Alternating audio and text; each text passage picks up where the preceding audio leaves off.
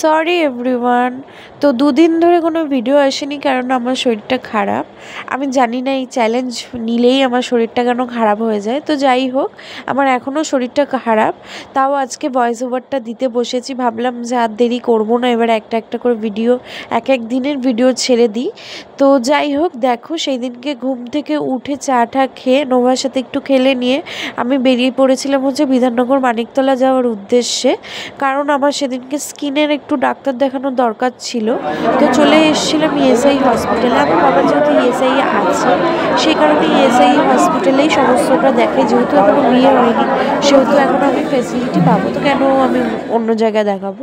তো যাই হোক, তো দেখো এখানে প্রচুর লাইন ছিল। আর যে রুমটার সামনে লাইন দেখছো, ওই রুমেই আমার যাওয়ার কথা, মানে স্কিনের জন্য।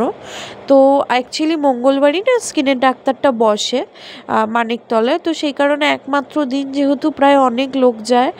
তো যাই হোক, এরকম 3 ঘন্টা মতন আমি লাইনে দাঁড়িয়েছিলাম, আর তারপর পাচ্ছিলাম না, তাই আমি একটু একটা জায়গায় এসে বসেছিলাম। আর মা লাইনে দাঁড়িয়েছিল আমার হয়ে। তো তারপর আমরা ওখান থেকে বেরিয়ে আসি।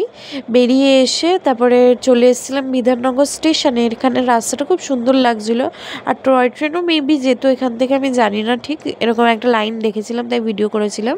তো তারপর চলে এসেছি বিধাননগর স্টেশন, আর তারপর বাড়িও চলে এসেছিলাম।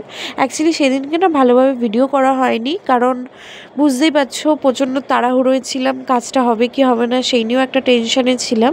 সেই কারণে যেইটুকুনি পারলাম সেইটুকুনি শেয়ার করলাম। আর বাড়ি এসে দেখছি একটা পার্সেল চলে এসেছে। আর আজকের ভিডিওটা এই অবধি। কেমন লাগলো